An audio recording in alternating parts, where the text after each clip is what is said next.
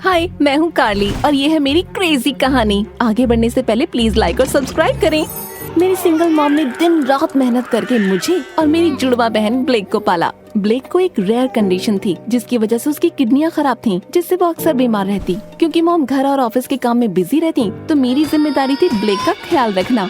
तुम दूध अपने हाथों से खा नहीं सकती, पियो इसे। ब्लेक अपने गंदे जूतों को चबाओ मत। मॉम भी ब्लेक को लेकर काफी घबराई हुई रहती और मुझ पर वो ध्यान ही नहीं देती।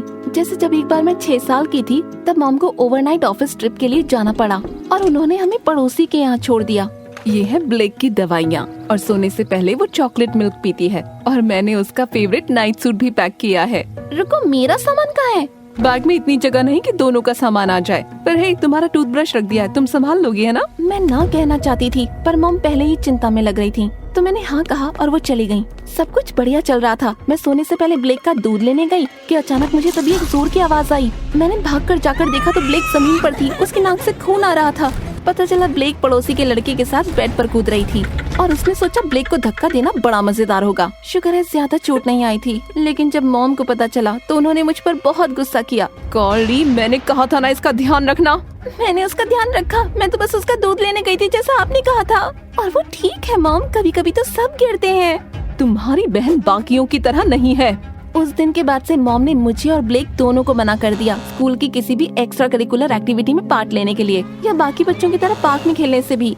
मैं हमेशा घर में ब्लेक के साथ फंसी रहती, तो कभी नए दोस्त बनाने का मौका ही नहीं मिला। जो स्कूल में थे उन्होंने क्लब्स ज्वाइन किए और वो बिजी हो गए। मैं नॉर्मल जिंदगी मिस करती थी, पर ब्लेक को मेरी जरूरत थी। समय के साथ मॉम की घबराहट बढ़ती गई। वो ब्लेक का खाना और ध्यान से तैयार करने लगी। मैं जानती थी वो थकी रहती हैं, तो मैं कुछ भी अटर शटर खा लेती।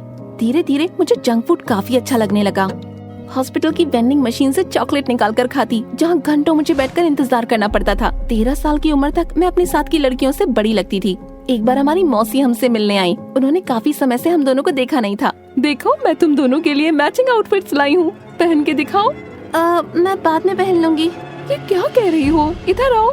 मौसी ने जबरदस्ती करके मुझे ड्रेस पहनाना चाहा, पर वो तो मेरे गले से नीचे ही नहीं उतर पाई। मुझे इतनी शर्म आई कि मैं अपने कमरे में भाग गई और मौसी की जाने तक बाहर ही नहीं आई। इतनी दुखी मत हो, तो क्या हुआ अगर थोड़ी सी मोटी हो तो? तुम्हारे लिए कहना आसान है क्योंकि तुम्हें बोरी के साइज के कपड़े नहीं पहनने पड़ते हैं। तुम कुछ ज्यादा ही सोच रही हो। लो, ये तुम्हारे लिए लाई हूँ। ब्लेक की तबीयत उम्र के साथ सुधरने लगी। 16 साल की उम्र तक वो काफी बेहतर हो गई। ठीक रहने के लिए सिर्फ दवाइयाँ लेती थी। जल्दी मॉम ने भी दूसरी शादी कर ली और 1 साल बाद मेरे जुड़वा भाइयों को जन्म दिया, जेक और जोना। मैं मॉम के लिए खुश थी, पर देख सकती थी कि ब्लेक को अच्छा नहीं लग रहा था। ये इतना रोते हैं, मन कर रहा है अपने कान खींच के फेंक दूं। और जोना तो मुझसे नफरत करता है। उसने पाद के मुझे अजीब तरह से देखा। ये शैतान है। ब्लेक का एग्जैक्टली ये मतलब नहीं था। वो बस दुखी रहती थी कि मॉम आजकल बिजी रहती हैं। मैंने उसका मूड ठीक करने की बहुत कोशिश की, तब ब्लेक आए दिन रोती रहती थी और लड़कों की देखभाल करने में मेरी बिल्कुल मदद नहीं करती थी। अरे, जोना ने फिर से पॉटी कर दी। एक नैपी देना। हाँ, वो क्या होता है? जाने दो, ये दूध गर्म कर लाओ। एक्चुअली मेरी तबीयत ठीक नहीं लग रही है। मेरे पेट में सर दर्द हो रहा है। मतलब मेरे सर में पेट दर्द हो रहा है। तो मतलब समझ गई ना? जब मॉम को मैंने कहा कि एक बेबी सिटर रख लें, तो पैसे और खर्चे के ऊपर उन्होंने मुझे बड़ा सा लेक्चर दे दिया। मेरी पढ़ाई पर भी असर पड़ रहा था और मेरी हालत बहुत खराब थी। मैं जानती थी ये मेरी खाने की आदत की वजह से है, इसलिए मैंने खुद की सेहत पर ध्यान देना शुरू किया। मैं दौड़ने जाती, ढंग का खाना खाती और मुझ में फर्क दिखने लगा। एक दिन मैं दौड़ रही थी, मैंने देखा कोई मेरी फोटो ले रहा था झाड़ियों में छुप के। मैंने कॉलर से पकड़कर उसे बाहर निकाला। ये तुम क्या कर रहे हो? मुझे लगा तुम सुंदर हो, मैं अच्छी फोटो लेता हूँ, एक बार ये देखो जरा। वाह, ये मैं हूँ? मेरा मतलब, हाँ जो भी है, पर पहले मुझसे पूछना चाहिए था ऐसी छिछोरी हरकत करने की जगह। मैं समझता हूँ, I'm sorry, कॉफी पिलाकर माफी मांग सकता हूँ? ठीक है, पर मुझे एक कॉपी चाहिए। डील। इलाय और मैं पास के कॉफी शॉप में गए और हमारी बनने लगी। हम जल्द ही बहुत अच्छे दोस्त बन गए। उसे फिल्में बनाने का शौक था, हमेशा गले में कैमरा टांगे रहता था। उसे देखकर मुझे भी इंटरेस्ट आया और मैंने भी फोटो खींचने की कोशिश की। ये तो जैसे पहली नजर का प्यार था। ओके, तो ऐसे फोकस करते हैं। अब डूबते हुए सूरज को देखो, खूबसूरत है ना? हाँ, तुम्हें कैमरे के बारे में बहुत कुछ पता है। ये काफी फैसिनेटिंग है। मैं हमेशा से फिल्में बनाना चाहता था और मुझे समुद्र से बहुत प्यार है। एक बात बताऊं, मैं आधा मरमेड हूँ। अच्छा, साबित करो। अचानक इलाय उठ खड़ा हुआ और फिर अजीब सा डांस करने लगा, अपने हाथों को पंखों की तरह हिलाकर। ओके, मैं तुम पर यकीन करती हूँ। अच्छी बात है, वरना मुझे तुम्हें अपनी पूंछ से मारना पड़ता। सच में? तुम यही सोच रहे थे? ये और कुछ और भी। ये कहकर इलाई नीचे उतरा और उसने मुझे बाहों में भरकर मैजिकल सी किस दी। जल्द ही मैं और इलाई डेट करने लगे। तब मैंने फैसला किया फाइनली उसे ब्लेक से मिलाने का। तो अगली बार जब उसने मिलने बुलाया तो ब्लेक मेरे साथ आई, पर जैसे ही ब्लेक ने उसे देखा वो जोर जोर से हंसने लग गई। ओह माय गॉड, ये शर्ट कहाँ से लेकर आए हो? अपने दादाजी की अलमारी से? वेल एक्चुअली हाँ, उनके पास बहुत अच्छी टी शर्ट कलेक्शन है। तुम्हें भी चाहिए? मैं ला सकता हूँ। No thank you. ऐसा कुछ क्रिंज पहनने से अच्छा है मैं खुद को तंबू से ढक लूं। कम ऑन ब्लेक, ऐसे तो मत बोलो। कम ऑन, मैं मजाक कर रही हूँ। यकीन है ये बोला ऐसे मजाक तो झेल सकता है। इलाई। ब्लेक ने ये साफ कर दिया था कि वो इलाई को साथ में नहीं चाहती है। हालांकि इलाई ने कुछ कहा नहीं, पर मैं जानती थी ब्लेक ने उसे अनकंफर्टेबल किया है। फिर एक बार इलाई ने मुझे और ब्लेक को अपने डैड के रेस्टोरेंट के इनॉग्रेशन में बुलाया। मुझे अच्छा लग रहा था कि वो ब्लेक के साथ कोशिश कर रहा है और उम्मीद थी ब्लेक भी करेगी, पर मैं बहुत गलत थी। वहाँ में कुछ ही देर हुई थी कि ब्लेक ने अचार के ऊपर कोहराम मचा कर रख दिया। क्या मतलब पिकल्स खत्म हो गए हैं? जाओ जाकर पेड़ से तोड़ कर लाओ। ओह ब्लेक प्लीज थोड़ा शांत हो जाओगी, सब लोग हमें ही देख रहे हैं। तो तुम्हें इन फैंसी लोगों की परवाह है लेकिन अपनी बहन की नहीं। मेरी हालत कोई नहीं समझ सकता। मैंने अभी बहुत बड़ा लॉबस्टर खाया है और मुझे उल्टी आ रही है। तुम्हें पता है मुझे पिकल से आराम मिलता है। ये कितनी बुरी कस्टमर सर्विस है। हे, तुम्हारे पास पिकल्स है और तुम्हारे और फिर वो दूसरे लोगों की प्लेट से पिकल्स को उठाने लग गई। तब इलाई बीच में आया और वो हम दोनों को बाहर ले गया। तुम्हारी दिक्कत क्या है ब्लेक? क्या मेरी गलती थोड़ी है अगर तुम्हारी पार्टी बोरिंग है? कम से कम मैंने लोगों को एंटरटेन तो किया। ब्लेक मुझे बात करने दो। इलाई मैं इसकी तरफ से माफी मांगती हूँ। पर क्या तुम्हारी बहन नॉर्मल नहीं है? और तुम हो? तुम इतने बोरिंग हो कि अगर कोई तुम्हारी आइडेंटिटी चुराएगा तो तुम्हें वापस कर देगा, क्योंकि ये बकवास है। तुम्हें अपनी जबान संभालनी चाहिए। और तुम्हें अपने हाथ संभालने चाहिए मेरी बहन के सामने। Guys please. इससे पहले कि मैं कुछ और कहती, ब्लेक जोर जोर से सांस लेने लगी और बेहोश हो गई। हम उसे हॉस्पिटल ले गए, जहां डॉक्टर ने बताया कि वो एंजाइटी और हाई ब्लड प्रेशर की वजह से बेहोश हो गई थी। शुक्र है कि वो खतरे से बाहर थी। देखो ब्लेक के साथ जो हुआ उसका मुझे दुख है, पर वो लड़की कंट्रोल के बाहर है। तुम्हें कुछ तो करना होगा। तुमने देखा ना क्या हुआ इलाई? तुम उस पर इस तरह से नहीं चिल्ला सकते हो, वो मेरी बहन है। मैं उसके साथ नहीं रह सकता कार्ली, वरना दिक्कत हो जाएगी। मैं इलाई को रोकना चाहती थी, पर मैं आगे कह भी क्या सकती थी। ब्लेक मेरी बहन थी, वो मेरे लिए पहले आती है। उसके बाद मैं इलाई से नहीं मिली और एक हफ्ते बाद उसका मैसेज आया कि उसकी एक मूवी जिसको बनाने में मैंने उसकी मदद की थी, वो फिल्म फेस्टिवल के लिए सिलेक्ट हो गई है। वो चाहता था मैं आऊँ, पर ब्लेक क्योंकि ठीक नहीं थी तो मैं उसे अकेला नहीं छोड़ सकती थी। पर जब वो वापस आया उसने मुझे कुछ शॉकिंग बताया। सबको मूवी बहुत पसंद आई कार्ली। न्यूयॉर्क का एक बहुत बड़ा फिल्म स्कूल हम दोनों को लेना चाहता है पूरी स्कॉलरशिप पर। कितना बढ़िया है ना ये? मैं पता नहीं क्या कहूँ, पर मुझे नहीं लगता मॉम मुझे न्यूयॉर्क जाने देगी इलाई। तुम बहुत अच्छी फिल्म मेकर हो कार्ली, एक मौका तो दो और जरा सोचो इस बारे में। तुम फाइनली अपनी जिंदगी अपनी शर्तों पर जी पाओगी, इसकी जरूरत है तुम्हें। एक पल के लिए तो मैं कुछ बोल ही नहीं पाई, लेकिन फिर मुझे लगा जैसे किसी ने मुझे पंख दे दिए हो। ये वाकई एक बहुत अच्छी अपॉर्चुनिटी लग रही थी। मुझे बस ये मॉम को बताना होगा। लेकिन जब ये मैंने मॉम को बताया तो उन्होंने मुझे ऐसे देखा जैसे मैंने उनकी किडनी मांग ली हो। पागल हो गई हो क्या? तुम न्यूयॉर्क नहीं जा सकती। तुम्हारी जिंदगी यहाँ है मेरे और ब्लेक के साथ। मैंने तुम दोनों की तरफ से मरीन बायोलॉजी कोर्स में अप्लाई किया और तुम दोनों को स्कॉलरशिप भी मिल गई है। हमेशा से यही प्लान था और यही सही है। लेकिन मैं ये नहीं करना चाहती। मैं फिल्में बनाना चाहती हूँ। मैं इसमें अच्छी भी हूँ, हर कोई कहता है। हर कोई या इलाई? इलाई कौन है एक बेवकूफ लड़का जिसे ये डेट कर रही है। जरूर उसी ने तुम्हारे दिमाग में भूसा भरा है। तुम मुझे छोड़ने के बारे में सोच भी कैसे सकती हो? मैं सिर्फ एक बार अपने मन की करना चाहती हूँ। क्या मुझे कुछ साल सिर्फ अपनी जिंदगी के नहीं मिल सकते हैं? इतना ड्रामा मत करो और फिल्मों के बारे में एक और शब्द नहीं सुनूंगी मैं। तुम यहीं रहोगी हमारे साथ, समझ गई तुम? मॉम गई और मैं गुस्से में ब्लेक की तरफ मुड़ी। तुम एक बार मेरी साइड नहीं ले सकती थी?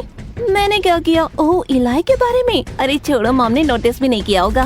मैं गुस्से में चली गई और अगले कुछ दिन ना मैंने मॉम से बात की ना ही ब्लेक से। मैंने सोचा मैं इलाई से बात कर सकती हूँ, पर अचानक मेरे लिए भी उसका रवैया बदल गया। जब भी उससे बात करने की कोशिश करती वो दूसरी तरफ मुड़ जाता। लेकिन एक दिन क्लास के बाहर मैंने आखिर उसे पकड़ ही लिया। क्या मैं सपने देख रही हूँ या तुम मुझे सच में इग्नोर कर रहे हो? दोनों नहीं, मैं बस बिजी हूँ। तो मैंने मॉम से कहा कि मैं फिल्में बनाना चाहती हूँ और वो ये सुनकर पागल हो गई। देखो कार्ली, मैं तुम्हारे परिवार के झमेलों में पड़ना नहीं चाहता। वो जैसा कहते हैं करो। पर तुमने कहा था मैं अपनी जिंदगी जीऊं। तुमने कहा था। हाँ कहा था, लेकिन अब मुझे परवाह नहीं है। तुम हमेशा अपनी जोकर बहन का साथ दोगी, मैंने खुद देखा है ये। तो गुड लक, लेकिन अब मैं तुम्हारे साथ नहीं रह सकता। इलाई रुको। अपनी बहन से कहना वो जीत गई। इलाई वहाँ से चला गया और मैं उस जगह खड़ी ही रह गई। और एक हफ्ते बाद वो न्यूयॉर्क के लिए निकल गया। मुझे यकीन नहीं हो रहा था उसने मुझे ऐसे छोड़ दिया। मुझे इतना बुरा लग रहा था कि कई दिनों तक मैं अपने कमरे से बाहर नहीं आई। और ब्लेक मेरा दिमाग खराब कर रही थी। कम ऑन, शॉपिंग पे चलते हैं। मेरा दिमाग खराब हो रहा है तुम्हें इस नाइट सूट में देख के। मेरा मूड नहीं है, पर मेरा तो है। हम लंच करेंगे, मूवीज देखेंगे, टाइम पास करेंगे पहले की तरह। मैंने कहा मेरा मूड नहीं है, चली जाओ। चीज इतना क्यों भड़क रही हो उस बेवकूफ लड़की की वजह से? वो बेवकूफ नहीं था, मैं उससे प्यार करती थी ब्लेक, और वो जा चुका है क्योंकि मैंने तुम्हें चुना उसकी जगह पर, हमेशा की तरह। और तुम्हें मेरी फीलिंग्स की कोई परवाह नहीं, हमेशा की तरह। कार्ली, मैं बस मुझे अकेला छोड़ दो। ब्लेक मुंह लटका कर चली गई और मुझे थोड़ा बुरा लगा, लेकिन उसके पीछे नहीं जाने वाली थी मैं। अगले दिन मेरा गुस्सा थोड़ा सा शांत हुआ और मैं ब्लेक को बुलाने गई कि अचानक उसका फोन जोर जोर से बजने लगा। फोन उठाया तो हैरान हो गई ये देखकर कि ये इलाई का कॉल था, लेकिन फोन उठाने से पहले कॉल कट गई और तब एक मैसेज आया, तुम जो चाहती थी मैंने किया, अब मुझे अकेला छोड़ दो। मैं एकदम हैरान रह गई। मैंने ब्लेक के फोन में कॉल लॉग देखा तो उसने इलाई को कई बार फोन किया था। अचानक सब कुछ समझ आने लगा। ऑफ कोर्स इलाई को ब्लेक नहीं भगाया है, सबसे ज्यादा नफरत वो उसी से करती थी। ये क्या है, तुम नहीं समझ पाओगी। ओह, मैं सब कुछ ठीक से समझ सकती हूँ। तुमने इलाई से कहा कि वो मुझे छोड़ दे ताकि तुम और मॉम मुझे नौकरानी बना के रखो जिंदगी भर, है ना? इससे पहले कि ब्लेक कुछ कह पाए, मैंने उसे कमरे से बाहर निकालकर दरवाजा बंद कर दिया। मैंने अपना सारा सामान बांधा और नीचे गई, पर जाकर देखा तो वहाँ मॉम खड़ी थी। क्या हुआ? क्या ब्लेक ठीक है? हाँ, वो ठीक है, लेकिन मैं नहीं हूँ और मेरी हालत काफी समय से खराब रही है, लेकिन आपको तो परवाह ही नहीं है। ऑफ कोर्स तुम्हारी परवाह है स्वीटी, तुम ऐसा क्यों कह रही हो? क्योंकि आपने कभी मेरी परवाह नहीं की, बचपन से ही। कार्ली, मैं जानती थी तुम अपना ख्याल रख लोगी और तुम सेहतमंद थी, लेकिन ब्लेक नहीं। मॉम, मैं अपनी फीलिंग्स को खा रही थी और आपने ये देखा भी नहीं। अपनी सेहत को वापस लाने के लिए मैंने खूब मेहनत की। आपने ना मुझे बड़ा होने दिया ना ब्लेक को। उसे हमेशा एक छोटे बच्चे की तरह रखा और मुझे कभी आगे नहीं बढ़ने दिया ताकि मैं उसका ख्याल रखूं। और अब बहुत हो चुका है, मैं न्यूयॉर्क जाकर रहूंगी क्योंकि मैं दूर जाना चाहती हूँ आपसे, ब्लेक से, और आप लोग मुझे नहीं रोक सकते। घर से निकलकर मैंने न्यूयॉर्क की फ्लाइट बुक की। जाते वक्त मैंने इलाई को कॉल करके सब कुछ सच बता दिया। उसने कहा उसे मुझ पर गर्व है कि फाइनली मैंने अपने लिए कुछ किया, और खुली बाहों से मेरा स्वागत किया। हम दोनों साथ रहने लगे और मेरी क्लासेस बहुत अच्छी जा रही थी। मॉम और ब्लेक ने मुझे कई बार कॉल करना चाहा, मैं उन्हें मिस करती थी, लेकिन मेरा उनसे दूर रहना जरूरी था। धीरे धीरे उनके कॉल आने बंद हो गए। ग्रेजुएशन के बाद इलाई ने मुझे प्रपोज किया और मैंने हाँ कह दिया। लाइफ बहुत अच्छी चल रही थी, लेकिन एक दिन दरवाजे पर दस्तक हुई। मॉम और ब्लेक वहाँ आ गए थे। आप दोनों यहाँ क्या कर रहे हो? इलाई ने कॉल करके एंगेजमेंट के बारे में बताया। कार्ली, मुझे तुमसे कुछ कहना है। मैंने इलाई से कहा था कि तुमसे ब्रेकअप करे, ब्लेक ने नहीं। रुको, क्या? इलाई ने कभी नहीं बताया सबके पीछे मॉम का हाथ था। मैं तुम्हें परेशान नहीं करना चाहता था, तुम अपनी फैमिली को मिस करती थी और इससे तुम्हें और दुख होता। लेकिन मैंने कॉल लॉग्स और मैसेजेस तो ब्लेक के फोन में देखे थे। मैं तो उससे माफी मांगने के लिए फोन कर रही थी। शायद इलाई ने सोचा मैंने और मॉम ने मिलकर उसे भगाया है, और क्यों ना सोचे मैंने हमेशा उसके साथ बदतमीजी करी है। शायद मैं डरती थी कभी अकेले रहने से तुम्हारे बिना, पर इससे मैंने तुम्हें और दूर भेज दिया। मुझे भी माफ कर दो बेटा, शायद मुझे भी आदत पड़ गई थी तुम्हारी, सबका ख्याल रखने की, सब संभालने की। तुम्हारे कॉलेज जाने के ख्याल से मैं टूट सी गई थी। मैं सेल्फिश थी, हमेशा तुम्हारे ऊपर बहुत बड़ा बोझ डाला। उम्मीद है तुम मुझे माफ कर पाओगी बेटा। थैंक यू फाइनली ये मानने के लिए। माफ करने में थोड़ा समय लग सकता है, पर मैं कर लूंगी, झूठ नहीं कहूँगी। आप लोगों को मिस किया है, तो गले मिलके शुरू करते हैं।